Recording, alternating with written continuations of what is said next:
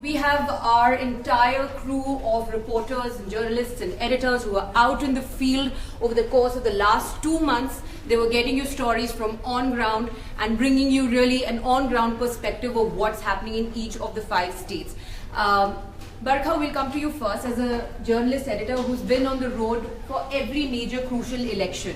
What we really want to know in the beginning is what are you doing in the few days before counting day when everyone's coming out with their predictions, but how are you keeping your ear to the ground? Who are you speaking to? What are you reading? We want to know that.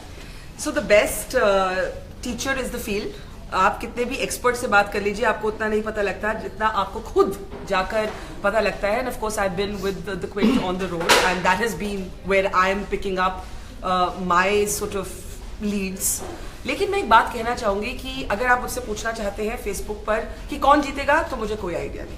और मैं ये भी कहना चाहती हूँ अपने colleagues जो जितने भी हैं, all my old friends in journalism, की मुझे हैरानगी है कि इतने लोगों ने बहुत कैटेगोरिकली फोरकास्ट किया है. कई लोगों ने तो 3rd फेज और 4th फेज के बाद प्रिडिक्ट कर दिया कि कौन जीतेगा. This is not been a wave election. There are some things I can say that this election is not been. This is not been a लहर की election. This has not been an easy election to call. This has been an election in which at least one major leader has silent voters. मैं मायावती की बात कर रही हूँ. Silent voters जिनको underestimate करना बहुत आसान है. एक वो भी element है. This is an election जो एक बहुत arithmetical and caste oriented election है और जिसमें कोई one overriding narrative नहीं है. So it would be very very difficult in a sense to predict this election, and I'm really surprised with at the certainty with which some people have been able to do that. Sanjay sir, if there's one thought or one sentence that you would, sum up how crucial this UP election is, what would you say? मैं बहुत certainty के साथ declare कर सकता हूँ victory. वो है कि जनता जीतेगी. सेकेंडली, मोदी जी के लिए एक तरह का रेफरेंडम है जो उन्होंने खुद बनाया है. तो हमारे पुराने नोट जमा करवा के अपना नया वोट वो विड्रॉ कर पाएंगे कि नहीं वोट बैंक से, ये हमको देखना है. उन्होंने इसको इतना बड़ा इलेक्शन बना दिया है कि वो जुआ है उनके लिए. अगर यहाँ बीजेपी जीत के आती है तो बात अलग है, और अगर बीजेपी नहीं जीतती है तो इसको एक रेफरेंडम के रूप में देखा जाएगा और पॉलिटिक्स बहुत बदल जाएगी दोनों ही परिस्थितियों में. ट्रायंगुलर बोलते हैं इसको हम लोग. ट्रायंगुलर कॉन्टेस्ट जब होता है तो आप कन्वेंशनल थ्योरी ये ले सकते हैं कि एंटी बीजेपी वोट 2 जगह डिवाइड हो रहा है. फैक्ट ये है कि सारे रीजन्स अलग अलग हैं और वहाँ पर ज़्यादातर जगह मैं कहूँगा 85-90% सीट्स पे सीधा मुकाबला है, स्ट्रेट कॉन्टेस्ट है. तो क्या अब एंटी बीजेपी वोट एक तरफ पोलराइज होंगे, लेकिन बीजेपी ने जिस तरीके से पोलराइजेशन की कोशिश की है, बहुत सारे पुराने मेथड और जो गिनने के तरीके रहे हैं हमारे वोट शेयर वगैरह, वो बहुत सारे मूविंग पीसेस हैं, इस पर बहुत बदल गए हैं. उनको मेजर कर पाना बड़ा मुश्किल है. Well, sir, having heard what Sanjay sir has said, do you think that too much focus is being paid on, constituencies where, there is a direct Muslim candidate versus a Muslim candidate, and then there's talk of a BJP candidate? Do you think there's too much talk of that consolidation or polarization of the Muslim vote, that the other narrative, that there is just too many divisions in too many areas and regions in UP, that those stories are getting lost? जैसा कि हम लोग ढेर सारे scholarly reports में देख चुके हैं कि पोलराइजेशन नहीं होता है कभी. There is nothing called Muslim vote bank. It has never happened in Indian history, and I don't think it will ever happen. क्योंकि वो भी हमारी तरह एक कास्ट, अगर मान लीजिए कि कोई यादव कास्ट है तो हम किसी अगर कोई हम एक ब्लॉक मान लें OBC ब्लॉक है, तो हम सर्टेनिटी के साथ नहीं कह सकते कि ये पूरा ब्लॉक किसके पास जाएगा.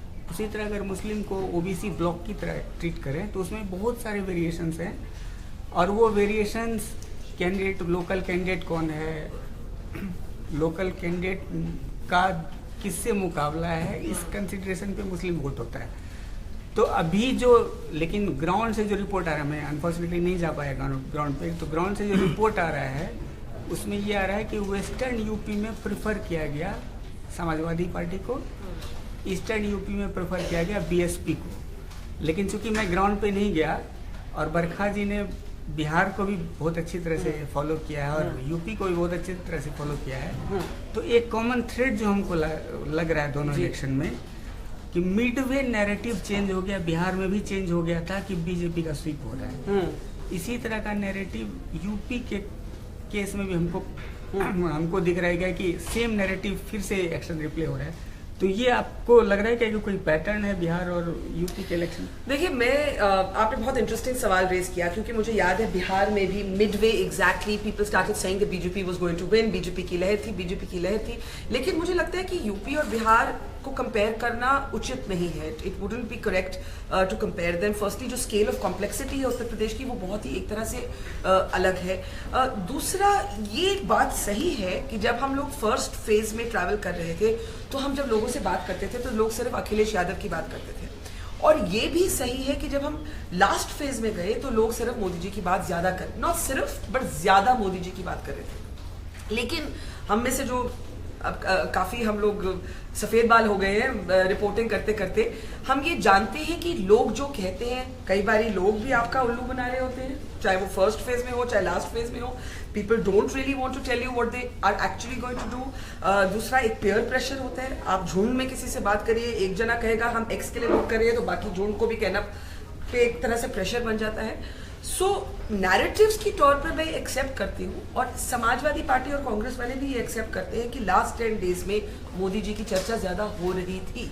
बट डज दैट चर्चा ट्रांसलेट इनटू वोट्स? अगर आप नंबर्स देखें तो सवाल ये है, इसमें संजय आप भी, I be curious to know what you think, आप इनको इस इलेक्शन को 2012 पे बेंचमार्क करेंगे कि 2014 में? Some people are measuring it against 2014 and saying, look at how the BJP swept 171 seats. Some people are measuring it against 2012. 2012 के आंकड़े अगर हम देखें तो 47 सीट्स बीजेपी की है। सब मानते हैं कि बीजेपी बेटर करेगी, लेकिन 47 से क्या बीजेपी 180 तक जा सकती है, 200 तक जा सकती है? दूसरी तरफ बहुत से लोग ये मानते हैं, सपा के खुद लीडर्स मानते हैं कि सपा गिरेगी। 227 से कितने पे गिरेगी? बीजेपी कितना राइज करेगी और सपा कितना गिरेगी? इस मार्जिन में ये इलेक्शन तय होगा। बिल्कुल, देखिए ट्रेडिशनली अगर हम 2012 से कंपैरिजन करें तो वो टेक्निकली सही है, लेकिन प्रैक्टिकली सही नहीं होगा, क्योंकि 2014 के बाद बीजेपी और मोदी जी एक बड़े फैक्टर बनकर के सामने आए हैं। उनके सामने चैलेंज ये है कि अपने 42% का जो वोट शेयर है 2014 का, और करीबन 335-37 असेंबली सेगमेंट जो वो जीते थे, उससे गिरावट को कहाँ रोके? उनको मालूम है कि ये गिरना है। मोदी जी तो खुद स्पीच में कह चुके हैं 3 बार बल्कि रैलियों में कि देखिए हंग असेंबली मत दीजिएगा, प्रबल बहुमत दीजिएगा, ताकि हम जैसे दिल्ली चला रहे हैं वैसे मुंबई चलाएं। उनको पता है कि उनका वोट शेयर गिरना है। कास्ट कम्बिनेशन के नाते जो वहाँ की सच्चाइयाँ हैं उसको भी वो जानते हैं, इसीलिए तो उन्होंने ऊपर से धर्म की बात की है बीजेपी ने, नीचे नोटबंदी को लेकर के आए हैं, क्लास में कन्वर्ट करने की कोशिश की है। और तीसरा काम उन्होंने किया है वो ये है कि कैसे नॉन यादव ओबीसी कास्ट को पोलराइज करो और क्लास के तरह से सोचने पर उनको मजबूर करो, ताकि उनमें हमारा थोड़ा ट्रैक्शन हो सके। तो दरअसल इस बार बहुत सारे फैक्टर्स और जो वेरिएबल्स हैं वो बहुत ज़्यादा बदल गए हैं, इसलिए 2014-2012 के आंकड़ों को आपको एक साथ देखना पड़ेगा, खाली अपनी एक ओपिनियन बनाने के लिए। सर, मेरा एक सवाल है आपसे और बरखा से कि क्या इस चर्चा को हम सिर्फ अखिलेश के वोट बैंक और अखिलेश की सीट और बीजेपी की सीट के नजरिए से देखें, मायावती को भुला दें? मायावती भी एक बहुत बड़ा फैक्टर है, भले ही वो 2014 में 0 सीट लेकर आई थी, लेकिन इस बार जिस तरीके से उन्होंने अपने वोट बांटे हैं, 100 के करीब मुसलमानों को वोट दिए हैं, और जो अपना पूरा जातीय समीकरण बनाने की कोशिश की है, वो भी एक तीसरा मोहरा है इस त्रिकोणीय मुकाबले का। 2014 में 20% वोट शेयर था मायावती, 20% वोट शेयर था मायावती का, और इस बार तिकोना मुकाबला होने के नाते वो काफी ज्यादा हो जाता है। 30% डिसाइडिंग होगा। बिल्कुल, इसमें देखिए ऐसा है कि मायावती, जैसा भी बरखा भी कह रही थी, कि हमेशा अंडर एस्टिमेटेड होती हैं वो, नंबर 1। नंबर 2, उनको मीडिया में पब्लिसिटी चाहिए भी नहीं होती है, इसलिए वो आपके पास कुछ उस तरह की खबरें भी नहीं पहुंचाते, बताते भी नहीं कि कैसे काम करते हैं।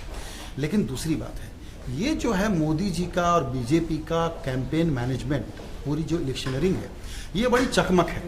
ये आपको मैं कह सकता हूँ कि 2014 से ज़्यादा इंटेंस और डीप कैंपेनिंग रही है इनके लिए। दूसरी पार्टियां उन टूल्स को अपनाती भी हैं तो उस तरीके से कैंपेन नहीं करती। तो मायावती तो इस रडार में कभी रजिस्टर होती नहीं है, पहले भी नहीं होती थी, अब भी नहीं होती है, और हमेशा की तरह उनको अंडरस्टिमेट सॉरी, जस्ट एक sentence and Chandan sir can comment.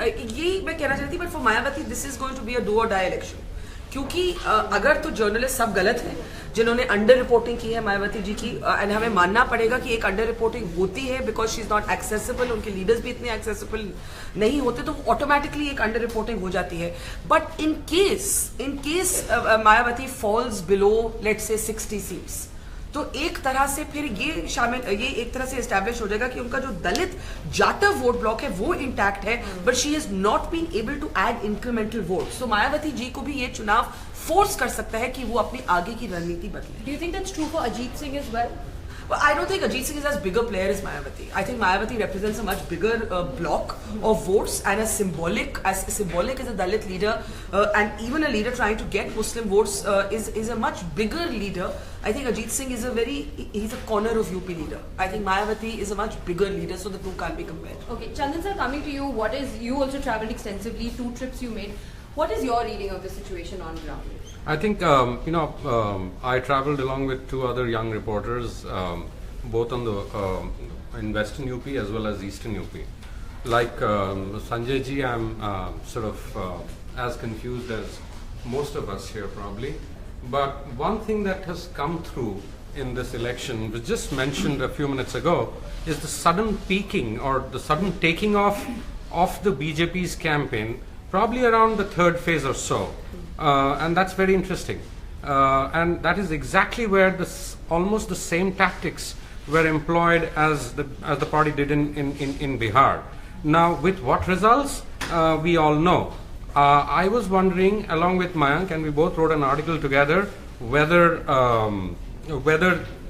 this would be sufficient enough for the BJP to sort of spike up its number of seats. Now, we saw the Prime Minister sitting in his constituency for 3 successive days. He did a great job by feeding cattle and wearing Rudraksh malas and whatnot. But what Sanjay ji had, we had a private conversation, and I think what he was saying, what he said was very pertinent, is that he, in his own calculations, may have sensed that the BJP would certainly improve from its numbers in 2012, but not as spectacularly as others would have liked to believe, or as some of our pollsters and journalists have forecasted, saying that the BJP is going to win. Now, the interesting part is whether Modi was trying to run that extra mile in order to improve the party's situation. Let's say if it was to get 150 in their calculation, his 3 days of consecutive stay in Benares might just jack it up to 160 or 170 odd.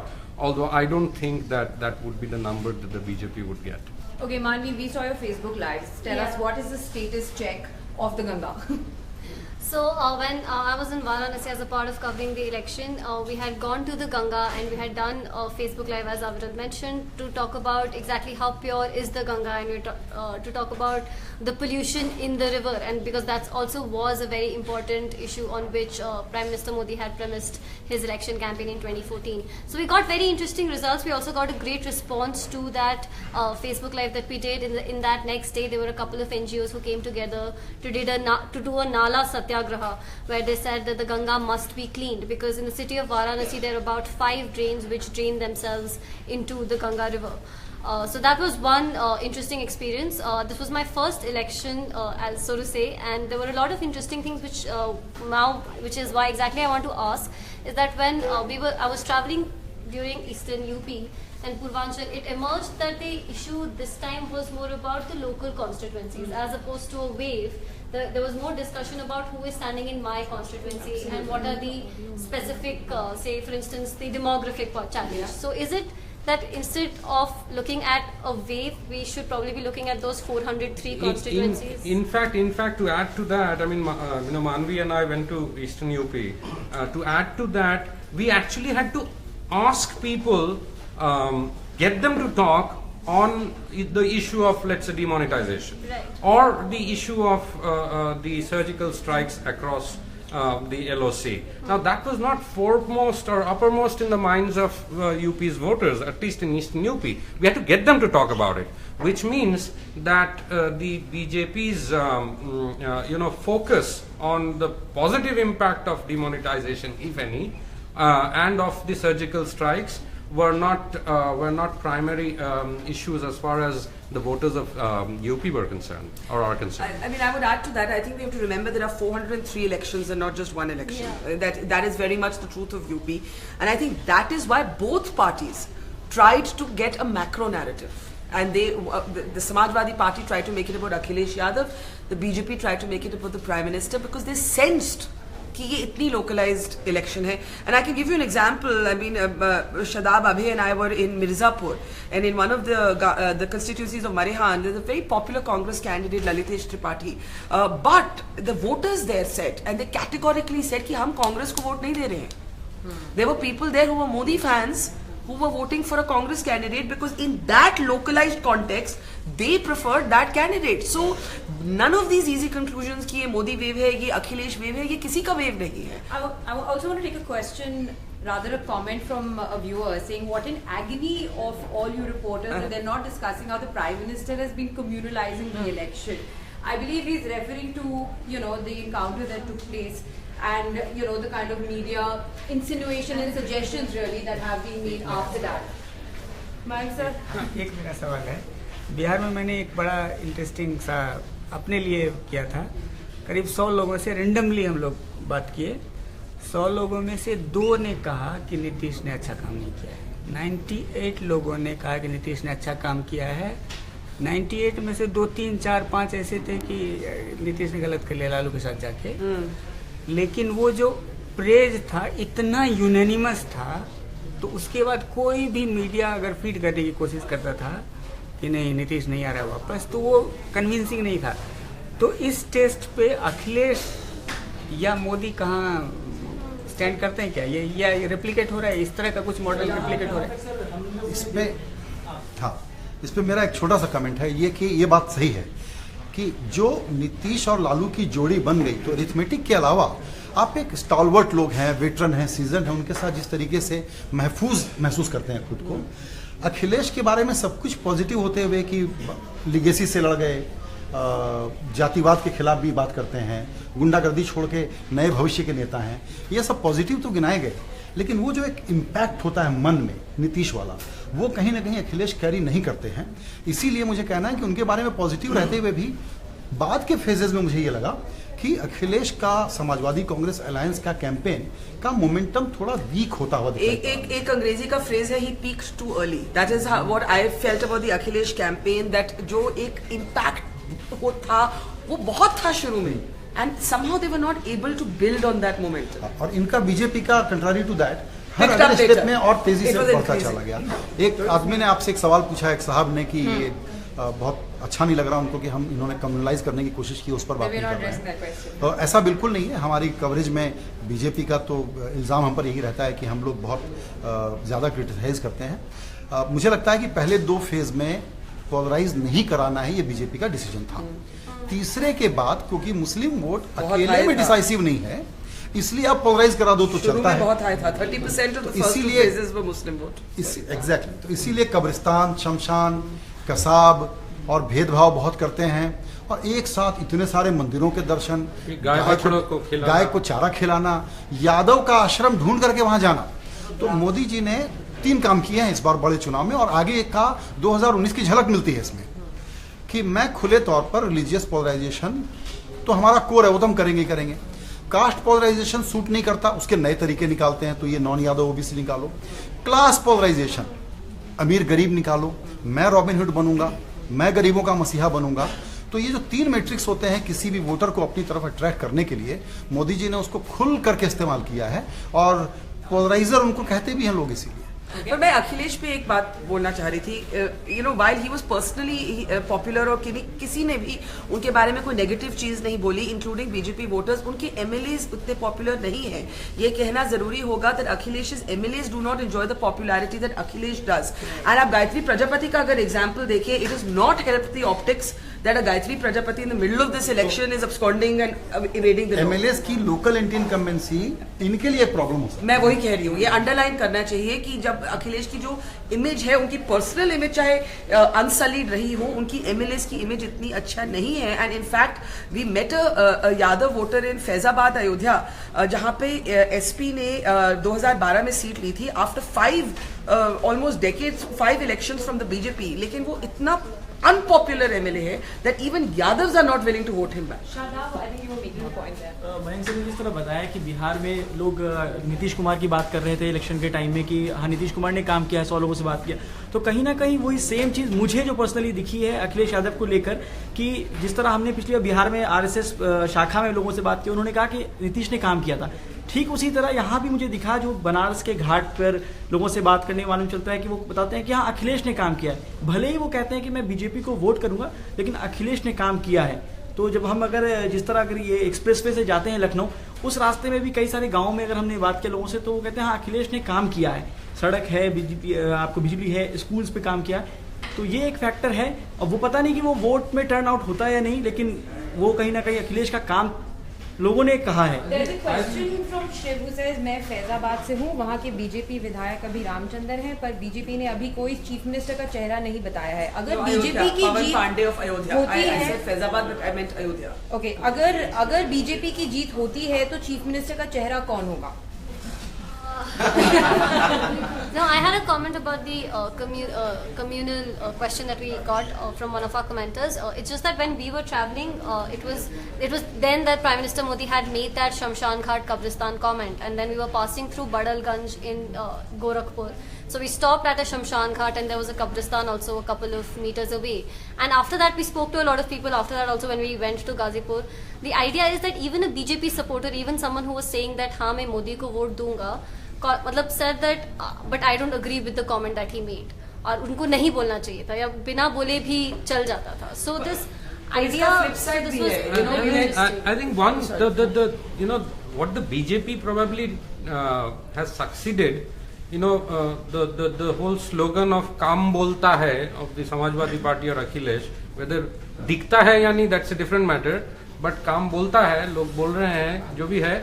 You know Sanjay ji pointed out that after the third phase, suddenly the narrative started changing as far as the BJP's campaign was concerned, and it somehow or the other it overshadowed the development campaign that was sought to be projected by Akhilesh. Now that's a very important factor, I think. I don't know whether UP's electorate considered this element of development, whatever little it might have been.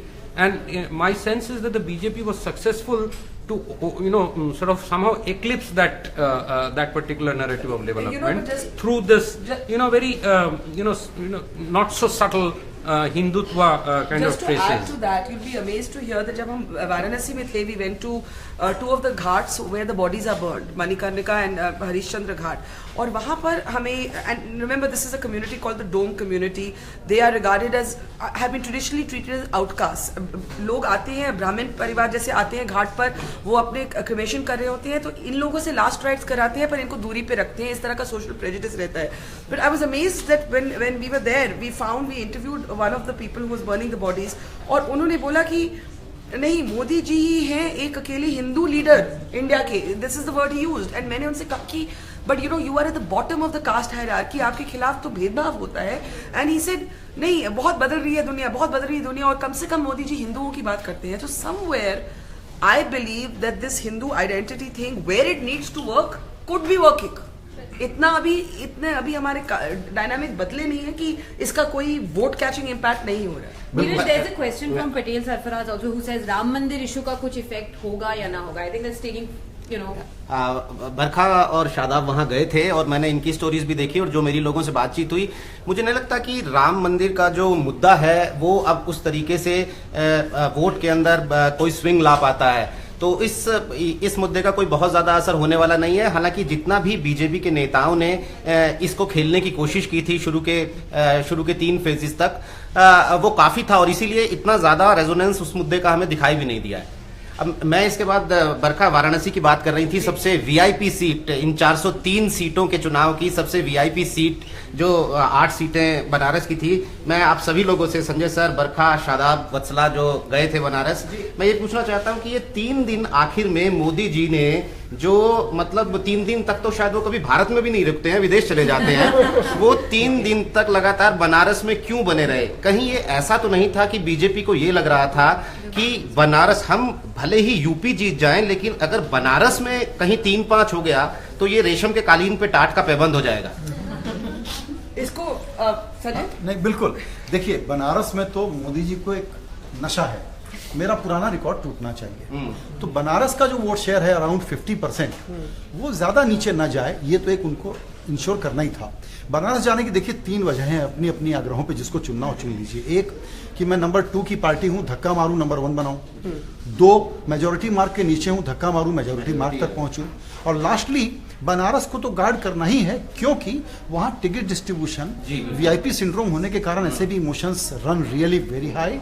तो बागी candidate भी थे, संघ के टिक्का साहब भी थे, श्यामदेव राय दादा भी थे, जो 7 टर्म तक एमएलए रहे, इस बार टिकट नहीं दिया। तो लोकल असंतोष वहां पर बहुत था, पार्टी को ये फीडबैक था। मोदी जी उसको धो पोंछ देना चाहते थे अपने फैक्टर के कारण से, इसीलिए उन्होंने यहाँ इतना वक्त लिया।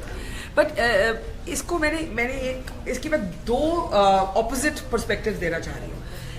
कुछ लोकल बीजेपी लीडर्स हमें ऐसे मिले जिन्होंने कहा कि हमने इनफैक्ट अमित शाह जी को बोला कि आप मोदी जी से यहाँ रोड शो करवाइए ही मत, बिकॉज माना जाता है कि while mister Modi's popularity is intact as a member of parliament, जब आप उसको असेंबली पॉलिटिक्स में ब्रेक डाउन करें तो they have a tough fight on their hands. एक उन्होंने 7 टाइम एमएलए जहां जिनको कहते हैं श्यामराव चौधरी दादा के नाम से कहते हैं, उनको टिकट नहीं दिया। If you see when mister Modi, when the prime minister went there, he had to personally go and reassure him, और उनको एक तरह से काम डाउन करना पड़ा ताकि वो रेबल वोट का कोई असर ना पड़े। लोकल बीजेपी लीडर्स बिलीव कि वाराणसी की सीट में असेंबली सेगमेंट्स में टफ फाइट है, and they did not want the prime minister to attach his name therefore to that fight. तो उनको लग रहा था कि रोड शो आप करिए ही मत। दूसरा पर्सपेक्टिव जो मुझे मिला वो ये मिला कि prime minister believes that the BJP is going to win UP, because if he did not win तो वो बिहार वाली गलती पे दोबारा रिपीट नहीं करते। The fact that he is attaching his name, spending 3 days means that उनको जो फीडबैक दिया गया है पार्टी ने उनको फीडबैक दिया कि बीजेपी जीतेगी, and he will put his name and his stamp onto that victory. But what about the effects of demonetization? Like we're saying that, you know, Modi remains a popular leader as a parliamentarian at the parliamentary level politics, but on ground, demonetization was something that affected the people on ground. What was, I would like to know this answer from Vatsala and Akib. What was the feedback that you got? Yeah, so I was in Varanasi and I was at the Ghats also. I spoke to a lot of the boatmen. So they had suffered a lot because the tourism had come down. Like a lot of people had stopped taking the boats. 2,000 rupee का note कोई ले नहीं रहा था. And a lot of the complaints, 5,000 का है, 2,000 का है, खुला कहाँ से लाए, and stuff like that. So they were very disappointed. As I moved away from the Ghats and I spoke to the chota shop owners, they were like, so there was a mixed response. They were like, it's okay, by the same narrative that काला धन है, उसको वापस लाना है, corruption है, उसको ये करना है. So they were in support of BJP. So there was a lot of mixed reaction there. And as you go higher up, people were like obviously supporting demonetization there. But my question is that like BJP has a very upper caste people voting for them, people who, you know, make a lot of money and all of that. Then why would they want to dent that vote bank? Like, but you know, it bears reminding that the Dalits voted in large numbers for the BJP in the Lok Sabha elections. तो ये जो एक journalist का एक पुराना एक impression है या एक नैरेटिव चलता है कि बीजेपी ब्राह्मणिकल पार्टी है, the Dalits did vote for the Dalits and the Yadavs. Which is why the question becomes again and again कि ये चुनाव क्या लोग लोकसभा और असेंबली में अलग वोट देंगे? Do people treat these elections as different? Which is where I think the BJP may face its problem. Correct. I think you know the sense that I got, and I asked people also in the course of my travels in West and East UP, is that do you how would you rank your issues? And on a rough sort of an estimate of sorts, you know, demonetization and surgical strike took 3rd and 4th position, and I think that is something that is exactly what the BJP tried to sort of eclipse. This whole whatever little I just mentioned a few minutes ago, whatever little work Akhilesh may have done, visible or otherwise, well, that was sought to be eclipsed by this, 3-day stay in Banaras, this very forced and, recourse to sort of Hindutva kind of narrative that was sought to be done, I think. But I think we have to admit that demonetization, and some of us here have been critics of the demonetization decision, or certainly skeptics. लेकिन demonetization का मुझे नहीं लगता कि कोई political cost है BJP को. I think the BJP has managed its messaging successfully on this by creating a class envy syndrome, जैसे आपने कहा Robin Hood syndrome. I can't tell you हमें कितने लोग मिले जिन्होंने हमें कहा कि वो देखिए कितनी अच्छी बात उन्होंने की है, ये तो अब अमीर लोगों को भी डिस्कम्फर्ट है, देखिए काला धन वापस आ गया. जब हमने उनसे पूछा कि कहाँ वापस, आपने ये कहाँ पढ़ा, नहीं हमने सुना है कि टेररिज्म कम हुआ है, हम कहाँ कैसे सुना, हम उनको बोले कि भाई but soldiers are still dying, नहीं हमने सुना है. लेकिन बरखा, अगर नोटबंदी का हो सकता है कि यूपी के पूरे नक्शे के ऊपर उसका साया ना दिखे, लेकिन मैं अपने निजी अनुभव से, या मैं और आकिब हम लोग मुरादाबाद की तरफ गए थे, रामपुर की तरफ गए थे. वहां पर मुरादाबाद में 8,000 करोड़ रुपए की पूरी इंडस्ट्री है, पीतल इंडस्ट्री है, जो फॉरेन में वहां कारीगर हैं जो वहां काम करते हैं, उन लोगों का बुरा हाल था. लेकिन देखिए ये अलग सवाल है, ये इकोनॉमिक कॉस्ट की बात कर रहे हैं हम या पॉलिटिकल कॉस्ट? हम कह रहे हैं मीरगंज, मैं बता रहा हूँ आपको कि एक सीट थी मीरगंज की जो एक मुस्लिम बाहुल, मतलब वहां पर मुस्लिम वोट ज्यादा है, लेकिन वहां गठबंधन में कांग्रेस का कैंडिडेट खड़ा था. तो हमें ये लगा कि शायद हो सकता है कि ये मुस्लिम वोट कांग्रेस का कैंडिडेट होने की वजह से बीएसपी को चला जाए, लेकिन उन्होंने साफ कहा कि हम ये वोट नोटबंदी के खिलाफ कर रहे हैं और इसलिए हम अखिलेश के पक्ष में वोट कर रहे हैं ताकि हम उन्हें मजबूत कर पाए. तो कुछ पॉकेट्स ऐसी हैं जहां पर उसका ऐसा pockets, yes, but I would not say it was an issue. It was जैसे ऑपोजिशन ने उम्मीद की थी कि भाई डीमोनेटाइजेशन के मुद्दे पर हम बीजेपी को हरा सकते हैं. एक तो ऐसा नहीं हुआ. दूसरा, मुझे कुछ बीजेपी के समर्थकों ने कहा कि उनकी कुछ जो ट्रेडिशनल कम्युनिटीज हैं, जैसे कि ज्वेलर्स, जो बीजेपी वोटिंग थी, उन्होंने कहा नाराजगी तो है but we do not yet know कि नाराजगी will translate into a vote against, और विल इट ट्रांसलेट इनटू हम वोट. अगर एक परिवार में 5 लोग हैं तो क्या 5th पर्सन वोट नहीं देगा? हमने टर्नआउट की बात नहीं की. अगर आप टर्नआउट देखें तो एक average level of turnout let 50%, yes, slightly higher than last time, ये बोलना पड़ेगा. ये नहीं कि टर्नआउट ड्रॉप हुआ है, पर वेव इलेक्शंस में हाई टर्नआउट होते हैं. यूजुअली इन वेव इलेक्शंस और change elections there are high turnout. So सबके लिए ही कंसर्न हो सकता है ये टर्नआउट जो है, it makes the picture Sanjay even more complex. Absolutely. एक तो वेव नहीं है, दूसरा कोई एक कंपेलिंग थीम या मुद्दा होता है वो सामने नहीं आया. किसी भी व्यक्ति के बारे में बहुत तेज नफरत या बहुत ज्यादा प्यार वो सामने नहीं आया.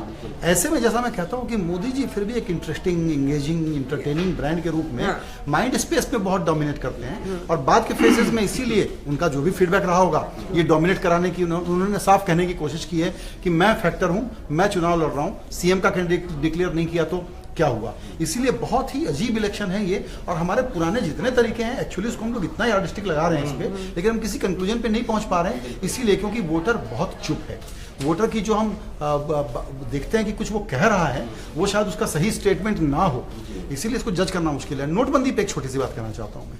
नोटबंदी से तकलीफ हुई है, ये सब मानते हैं. नोटबंदी से नाराज भी हैं, मानते हैं. लेकिन मान लीजिए बनिया टाइप वोटर, कई लोगों से बात हुई, उनकी नापसंदगी फिर भी सपा और बसपा से ज्यादा है. तो नाराज होकर के भी, नोटबंदी को गलत मान करके भी ये वोट शायद बीजेपी को देने के लिए तैयार बैठे हैं. I agree with that. तो कॉस्ट, पॉलिटिकल कॉस्ट मेजर करना नहीं है. पॉलिटिकल कॉस्ट नहीं है. Will SP and Congress alliance hurt Akhilesh? In fact, this is one of the questions that we had asked on our travels, saying that do you think an SP Congress alliance, do you think was it a good idea? And this was the answer that we got in Azamgarh in Shibli College, where a group of boys said that अगर SP अकेले लड़ लेते तो ज़्यादा बहुमत ले लेते. Because we were asking them and he says नहीं अभी बहुमत तो नहीं ले पाएंगे, हंग असेंबली होगी, पर अगर अकेले लड़ लेते तो क्योंकि ज़्यादा ले लेते. Because the image that Akhilesh emerged after the fight with his father was much stronger, because here was a leader who was willing to stand for his values, and somehow the alliance with Congress seemed to diminish that. But just one question which I wanted to ask everyone else, because also a question that I was thinking about is that when we were this one person said this in Kushinagar, saying कि Prime Minister Modi ji CM थोड़ी ना बन सकते हैं. So is this lack of a CM candidate, BJP CM candidate, going to be a factor? I mean, what does everyone think? Okay, I just have a small request to make. Whoever's speaking, you will have to be a lot louder than you are. Oh, right.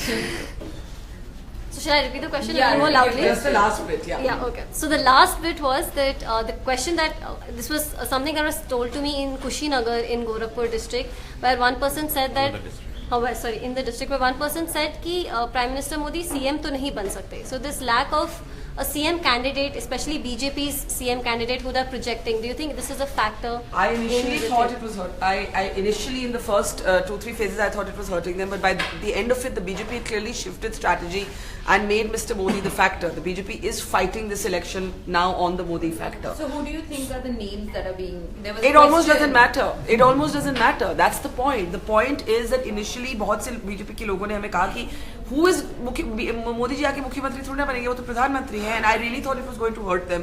But in the rhetoric or in the narrative that they've created in the last 10 days, they are fighting this election on brand Modi. That is the brand. It's almost irrelevant who now the chief minister will be. One question from my side. Yeah. I mean, we all know that sort of a voter is a rational voter. So whenever he takes the decision, whether it's a day before the election or while standing on the queue, what kind of questions would the typical voter? There can't be a typical voter in a very divided, splintered polity like UP. However, what would a rational voter think while he's standing in the queue about to cast his ballot? My sense and I found actually a lot of the debate amazingly civilized. Like there were people who disagreed, and there was a high level of political awareness in UP. Even if Purvanchal, the east part of the state, is so woefully underdeveloped, there is a high level of political awareness. And my sense was that people are able to separate a Lok Sabha election from a state election. So I found that the popularity of the Prime Minister was undiminished, but there were a lot of people who said that, but we are voting on localized factors because this is not a Lok Sabha election. And I think this is where the BJP will face its challenge, and this is where I think the 2014 benchmarking is probably not accurate, because people are saying, Hamari sadak, Hamara nala, Hamari bijli, Gundagardi, and there Mayawati would get mentioned positively. She got mentioned, she either did not get mentioned, or she got mentioned negatively sometimes, but the one thing that almost everybody said was that the law and order was the best in Mayawati's time. So this makes me believe that is there something here that we don't know, or we haven't heard, or we haven't been able to report. We haven't spoken about Rahul Gandhi yet, and there's Vivek Sharma who's saying no, Modi isn't the factor. Actual factor is Rahul Gandhi. Would any of you agree with that? Even my question, where has been Congress from the whole election and campaigning in इसमें मैं मानवी की बात को आगे बढ़ाऊंगा. वो factor हो सकते हैं, लेकिन वो नेगेटिव फैक्टर हो सकते हैं.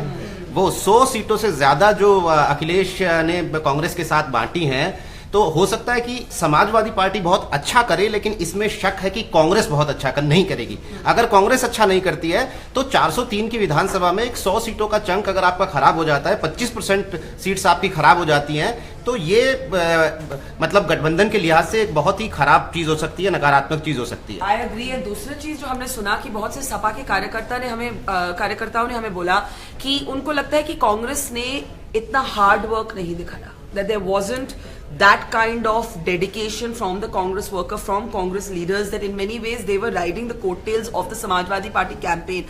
और मुझे कुछ सपा के नेताओं ने ये भी बोला कि उनको ये लगता है कि कांग्रेस को फायदा होगा इस गठबंधन से और सपा को नुकसान. Transfer of votes will not happen in that fashion. And there's a possibility that the SP could have gotten a much better majority than whatever the numbers they are getting if they possibly wouldn't have gone. देखिए, कांग्रेस की हालत का पता इस बात से चलता है, मैं एकदम एग्री कर रहा हूँ कि स्ट्राइक रेट जो है 100 सीटों पे बहुत कम रहेगा, और सपा का उससे फिर भी ज़्यादा रहेगा जितना भी सीटें आए उसमें. मोदी जी को देखिए, यूपी का कैंपेन खत्म किया, गुजरात का चुनाव कब है, चले गए वहाँ चले गए. मेहनत इसको कहते हैं, जज्बा इसको कहते हैं. हारो या जीतो, जान लगा के दो. आकिब का अगला मीम होने वाला है. Aqib, you very quiet, which you usually are not, but what were your impressions of your time? So जो मैंने देखा वो आई थिंक मैं वत्सला की बात से एग्री करता हूँ कि there are 2 classes of people who are voting against BJP. ठीक है, एक तो वो है कि लोअर तबके, जो हम जैसे हम वहाँ गए थे मुरादाबाद, वहाँ पे जो लोअर तबका है जिसका पूरा घर बार डिपेंडेंट है उस कमाई पे, वो कह रहा है कि भाई मोदी जी ने नोटबंदी करके बहुत बुरा किया। एंड जो थोड़ा प्रिविलेज क्लास है वो कह रहा है उनका सारा काम इंटरनेशनल बिजनेस में आता है, तो वो कह रहे हैं नहीं भैया अच्छी बात है, काला पैसा आएगा, काला धन आएगा। तो वो दो तरह के लोग हैं जो वोट कर रहे हैं, एक है जो एंटी कर रहा है जिसका पूरा कारोबार उस पर डिपेंडेंट था और वो खराब हो गया, एंड एक है जो थोड़ा प्रिविलेज क्लास है जिसका पैसा के और एवेन्यूज़ हैं।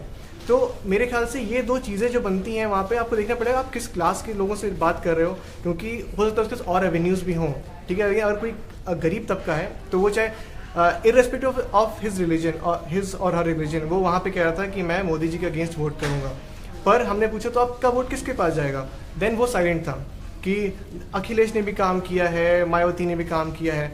तो वो जो वोट कट रहा है वो किधर जा रहा है वो किसी को नहीं पता है, कि लोगों को पता है कि हम बीजेपी को वोट नहीं करेंगे, लेकिन किसको वोट करेंगे ये क्लैरिटी नहीं है। तो ये अनक्लियर जो वोट है जो बीजेपी की तरफ से जा रहा है, लेकिन कहाँ जा रहा है, आई थिंक वो बहुत बड़ा फैक्टर होगा इन दोनों के लिए। questions about a Mahagathbandhan happening post counting day in UP, and you have a theory, I know it. हमको लगता है कि मोस्ट लाइकली सिनेरियो वही होने वाला है कि अनलाइकली हो सकता, मतलब जो एकदम से अनलाइकली लग रहा है कि अखिलेश और मायावती आ सकते हैं क्या साथ में, तो मेरे ख्याल से चीफ मिनिस्टर मायावती होगी तब। अगर ये इसमें मेरी थ्योरी ये है कि अगर मायावती बहुत खराब करती है जिसमें कि नॉन जाटो दलित वोट हमारे पास में नहीं रहता, फिर भी वो दलित आइकन है, बीजेपी दलित वोट अभी भी नेचुरल तरीके से अपने तरफ अट्रैक्ट नहीं कर पा रही है, तो 2019 के लिए डील हो सकती है। मोदी जी बहुत सावधान व्यक्ति हैं, वो 2019 के नए अलायंस और पार्टनर्स ढूंढेंगे।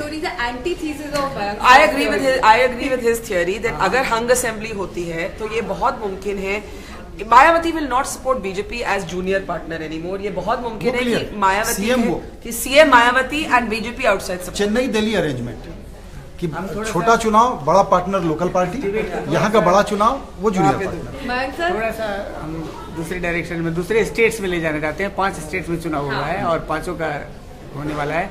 उससे पहले उससे पहले एक छोटा सा चीज हम ये कहना चाह रहे हैं क्या कि डिमोनेटाइजेशन का इकोनॉमिक कॉस्ट हम सब जानते हैं, इकोनॉमिक कॉस्ट ह्यूज हुआ है और अभी होना मतलब हमको देखना बाकी है।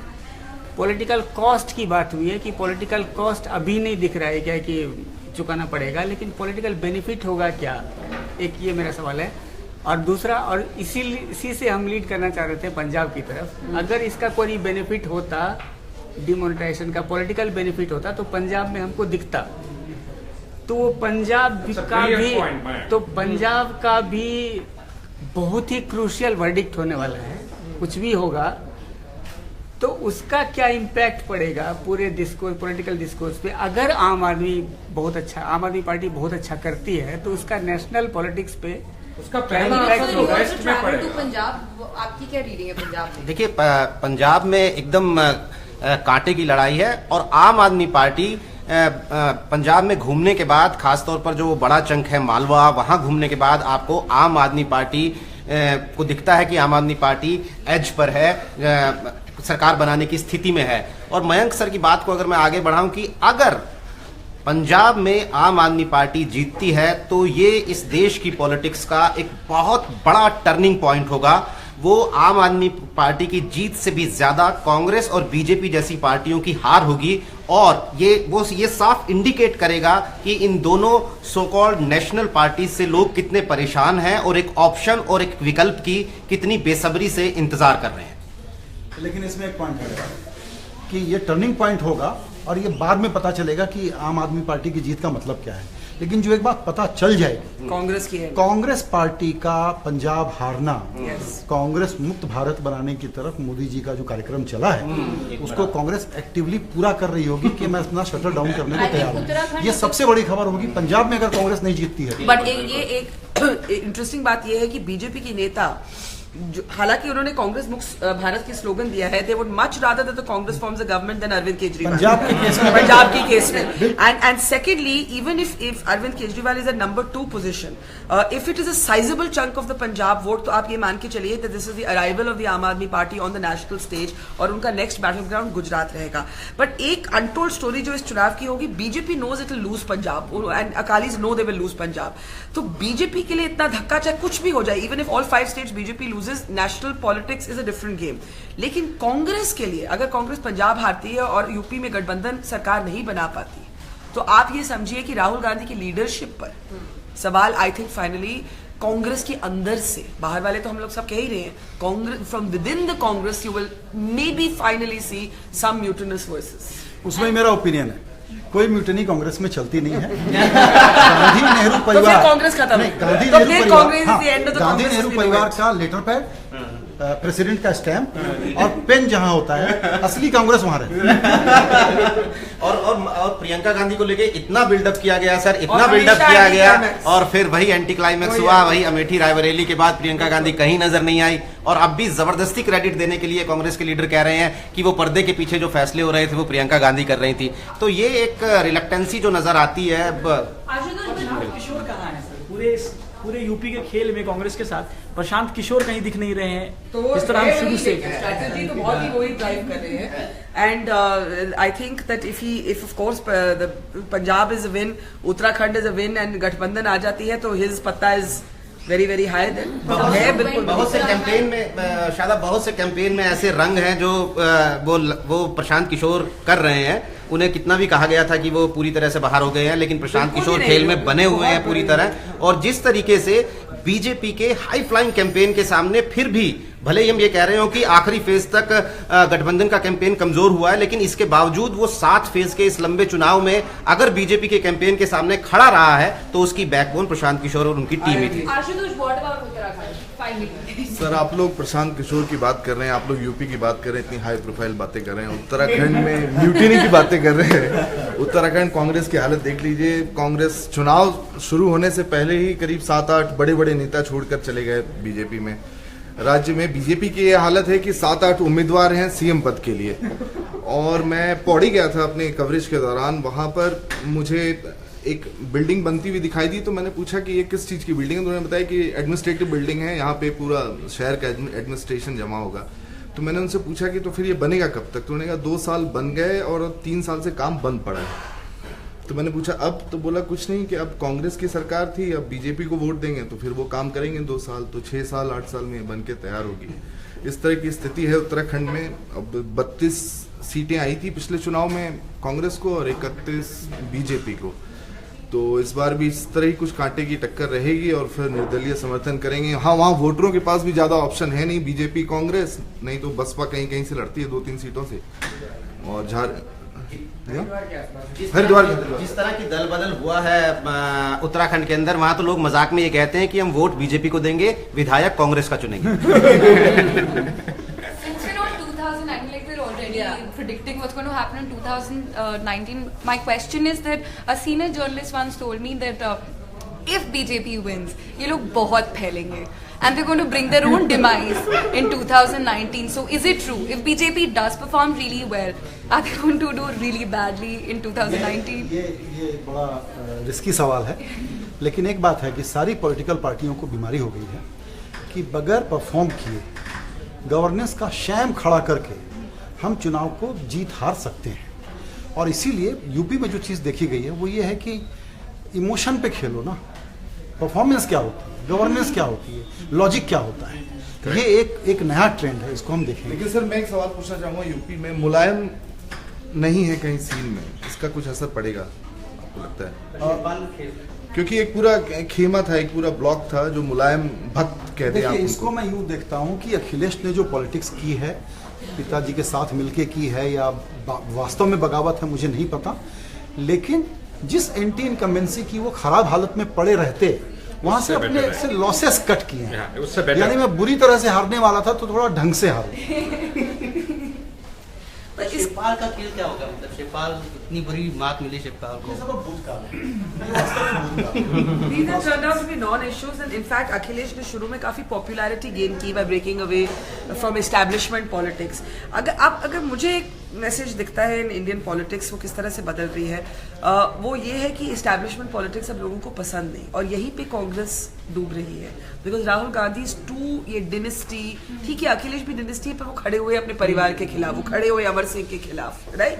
सो ये एक तरह से टॉप जॉब को रिजर्व कर देना, ये नेशनल पॉलिटिक्स में तो अब नहीं चलता। और अगर पंजाब में if Kejriwal is able to win, तो उसका एक नतीजा निकाला जा सकता है that wherever old style politics उसी तरह चल रही है, वो अब एक तरह से अब वो वर्क नहीं करती है इन लॉट्स ऑफ वोटर्स में। राहुल गांधी किसके अगेंस्ट खड़े हो?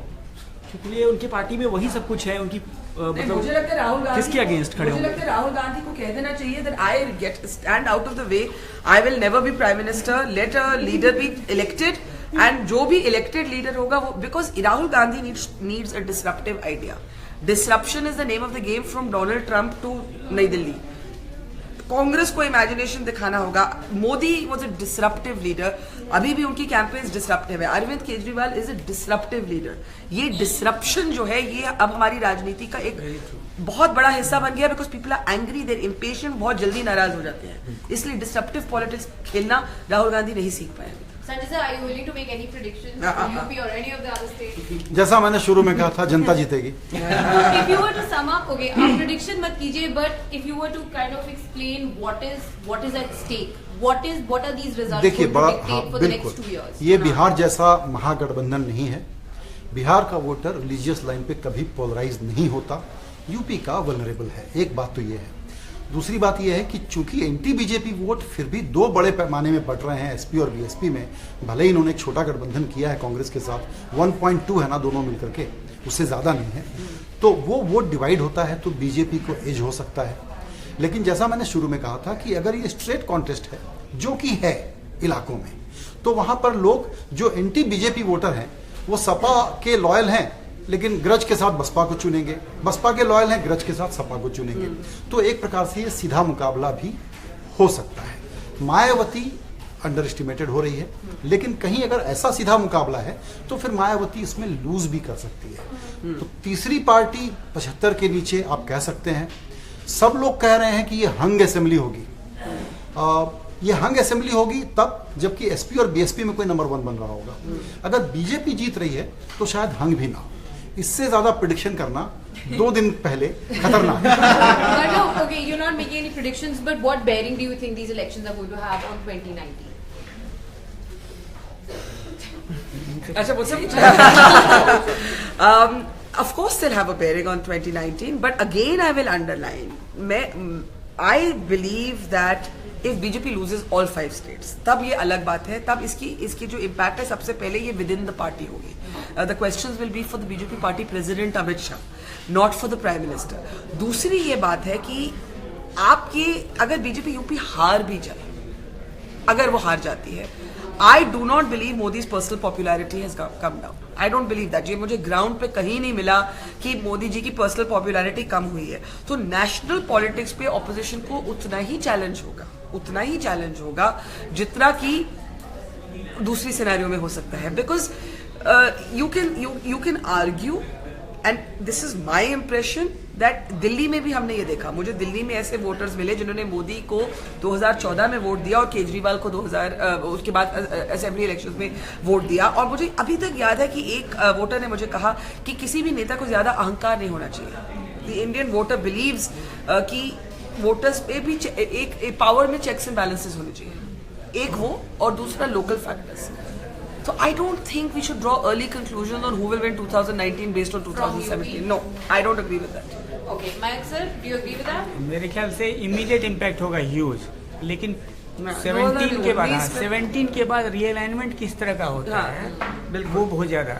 तो मतलब मोदी जी के लिए एकदम सही है कि मोदी जी के लिए विन विन ही है, लॉस कहीं नहीं है। इलेक्शन का वर्डिक्ट कुछ भी हो, लेकिन इससे ये भी कंक्लूजन निकालना मेरे ख्याल से बहुत अर्ली होगा कि 2019 सिक्योर है।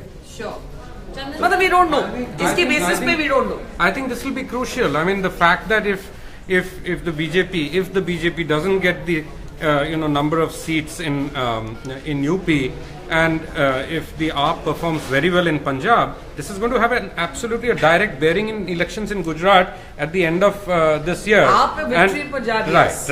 Right. And that that is going to cause the realignment in national politics for 2019? Realignment किस तरह का होता है वो बहुत इसके लिए सबसे something that we don't know. But सबसे ज्यादा there will be. सबसे ज्यादा national consequence कांग्रेस पार्टी के लिए. कांग्रेस के लिए हाँ. सबसे ज्यादा higher stakes are for the Congress. The Congress has the most to lose. Let's put it like this: the Congress has the most to lose. Okay, so not too much at stake for BJP as far as 2019 is concerned. We don't know. We don't know that yet, but it's very, very crucial election for the Congress. I think we'll wrap it up at that note. On that note, thank you all very much for joining us for this Facebook Live.